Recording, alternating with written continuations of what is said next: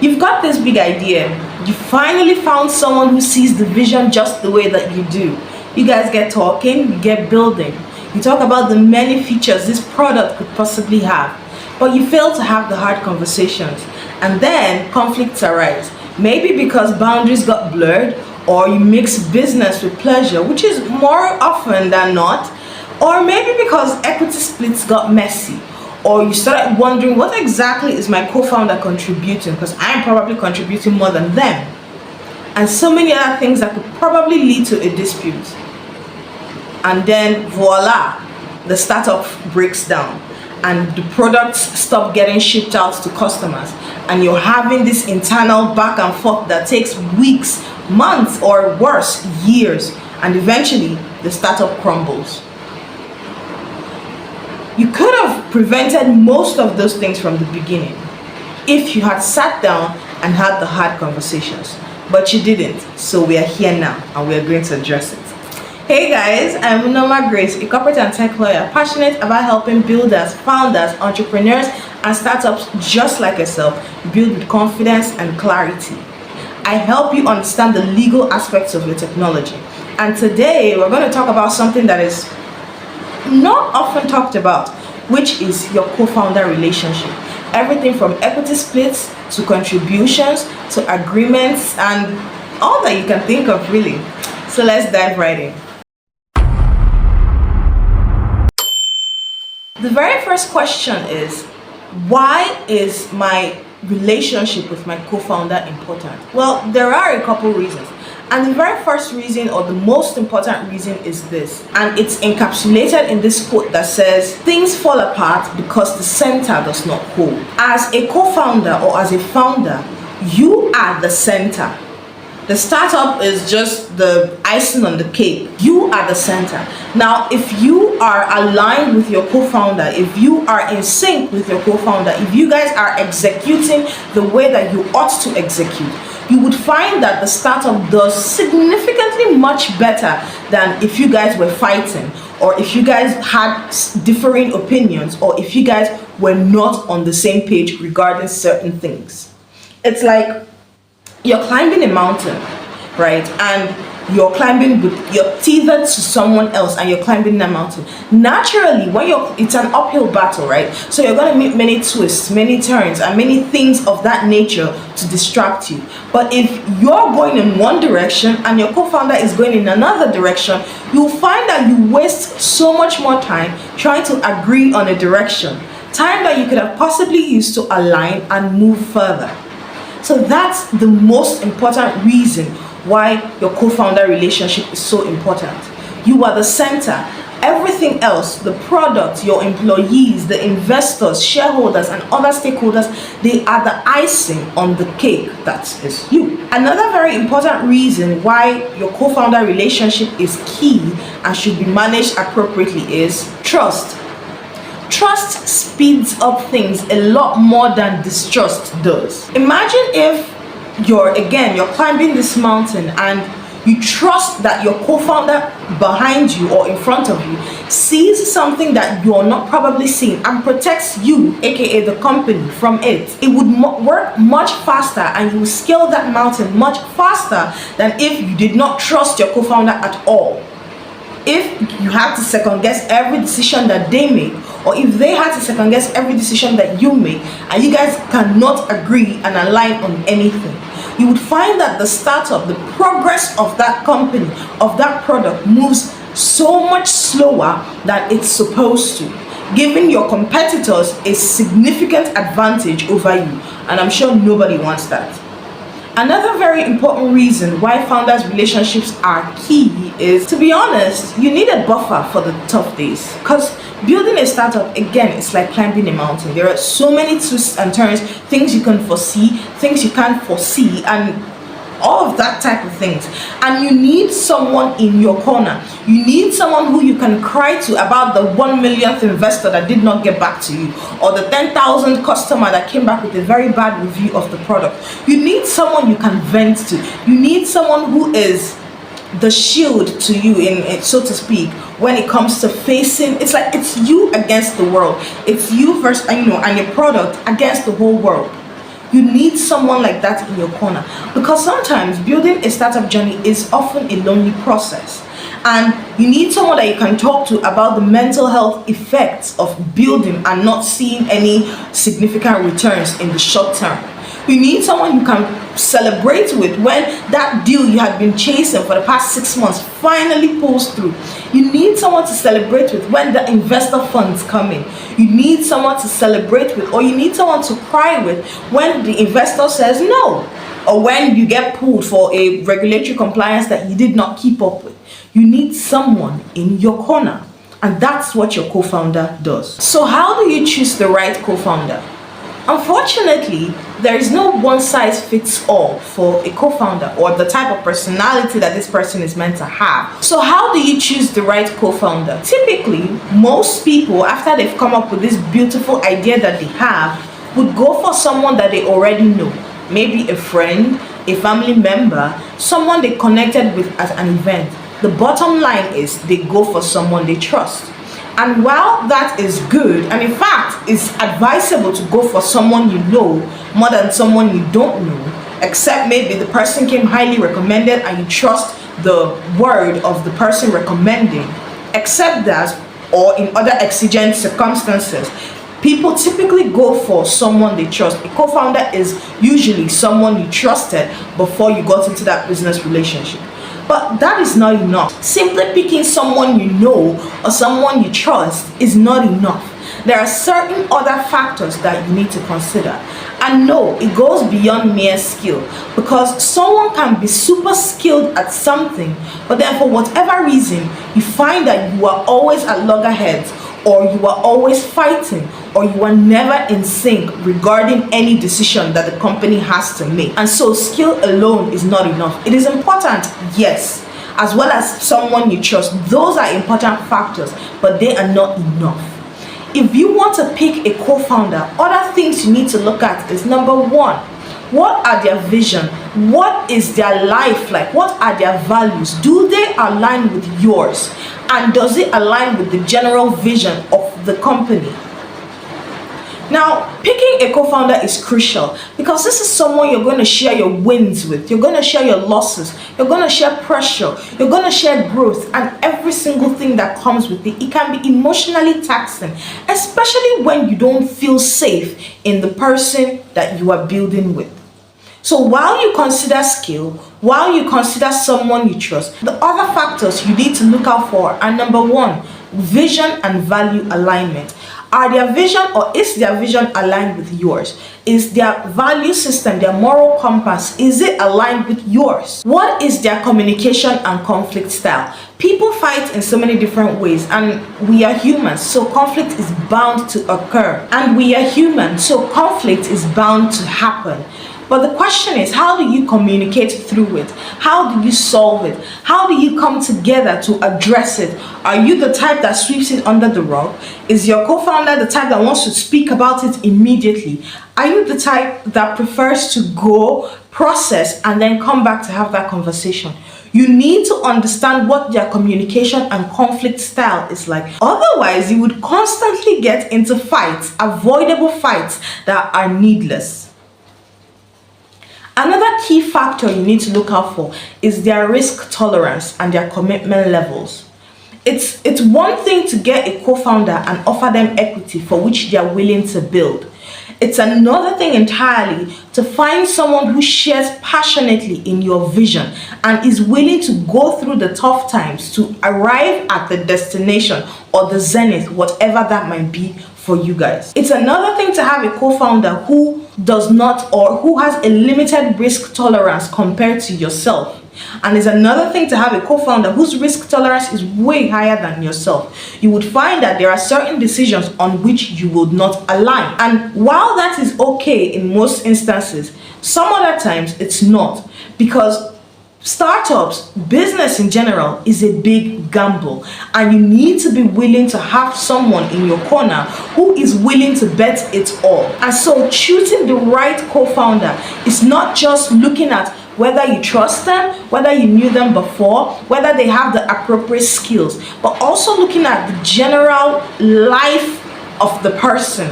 Are your visions aligned? Do you have the same or similar communication or conflict styles? Are you of a similar risk tolerance and all of that? Sometimes I've also heard it be advised that you should not get someone who has strictly the same personality as yourself, because you need friction, you need that back and forth. Now, I've worked with so many different startups, and sometimes it works, sometimes it does not work. The thing is, are you aligned on the vision? What are you willing to do to see that vision come to fruition?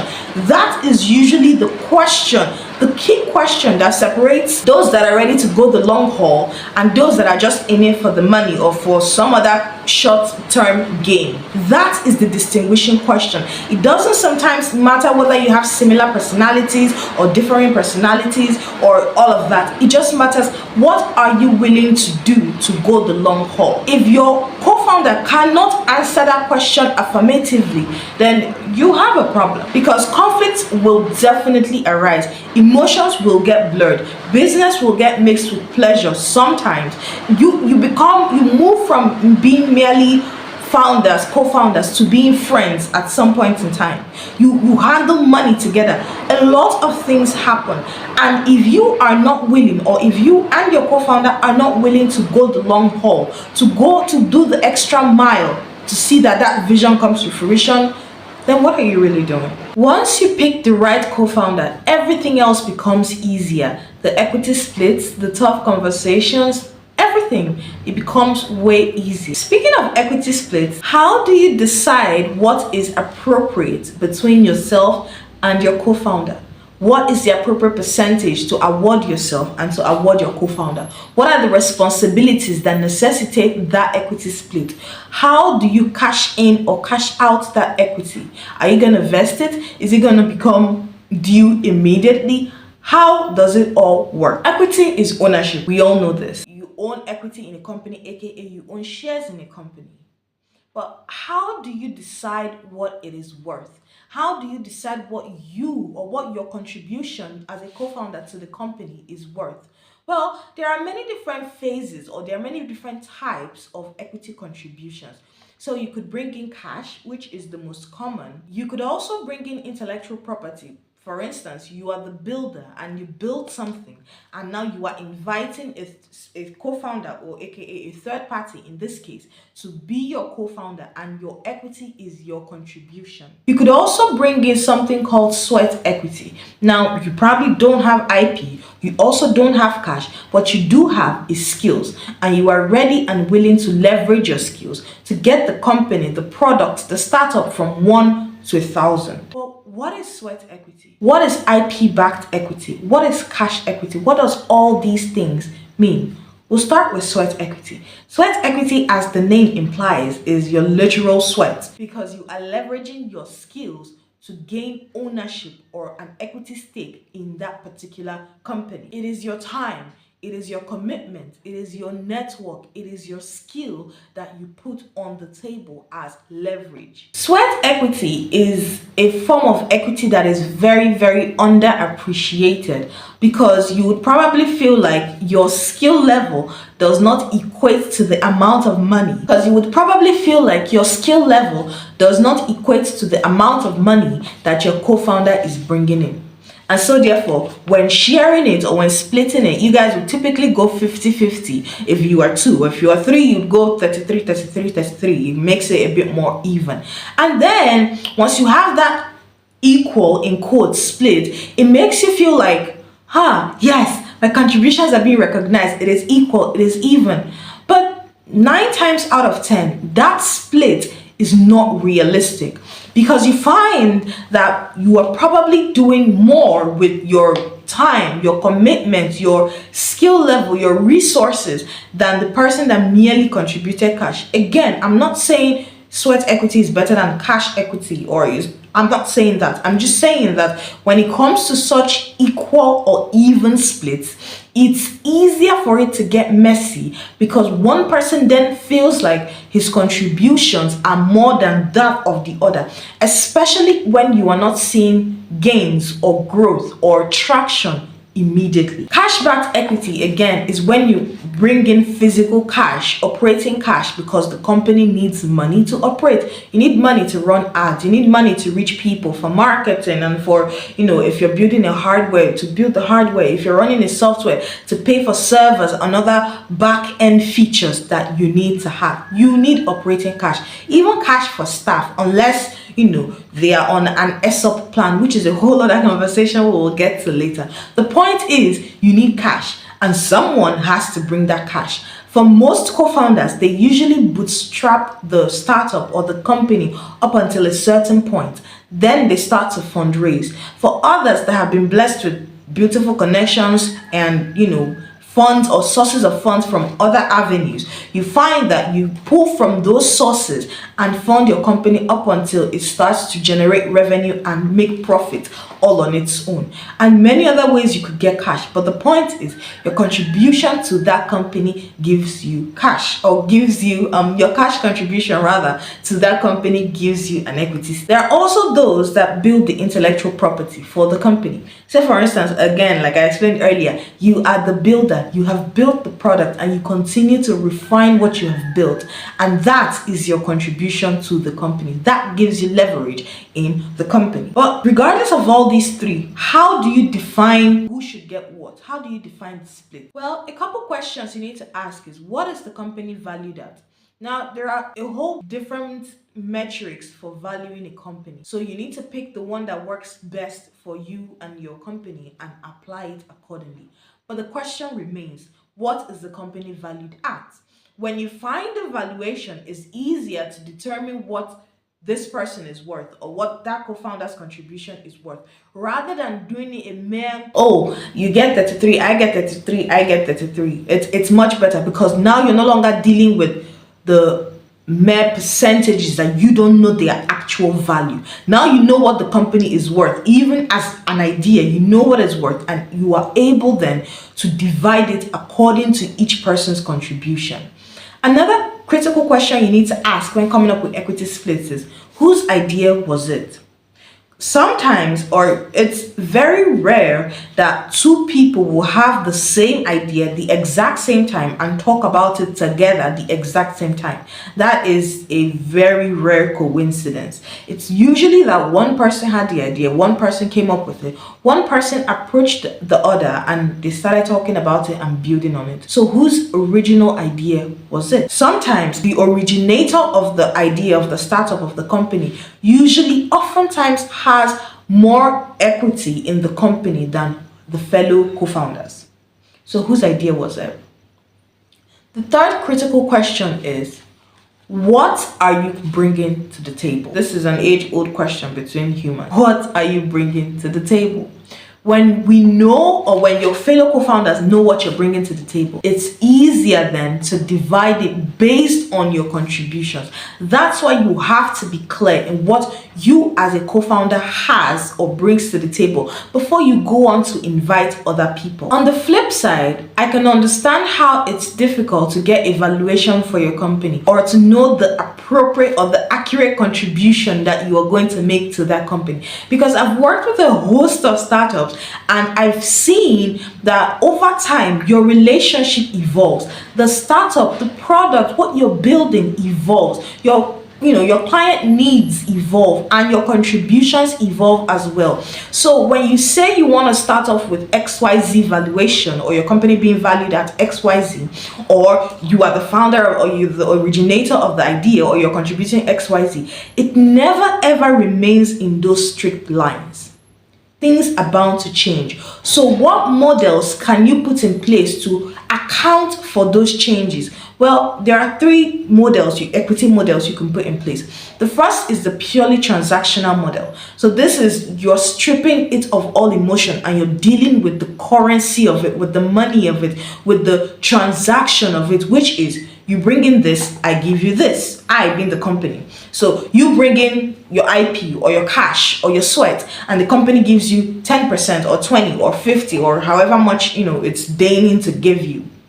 purely transactional. You don't talk about the relationship. You don't talk about the things that you do behind the scenes that are not seen, or you don't talk about all that. It's purely you did this, you get this. That's model A. Model B is the relational value. Now, this is where, okay, we understand that the relationship can change, your contributions can evolve. So how can the company, accommodate all that? You're dealing with the person now. You've added the transaction and layered it with emotions. So it's like, okay, so if you contribute this, you get this. But then what if you add this behind the scenes? Okay, let's add a buffer.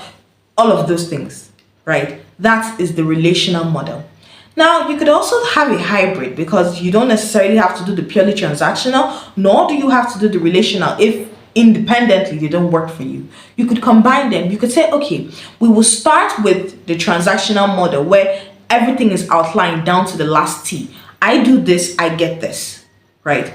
And you could merge it with the relational. Says, oh, I know you, I've known you for forever, and you're adding this, and you're probably doing this behind the scenes, or there's a potential for you to do it. You could have them be merged. That's exactly what Airbnb did when they started out. They started out with equal splits amongst all the co-founders. Then as they grew, they adjusted it based on the current track of their company, the contributions of each party.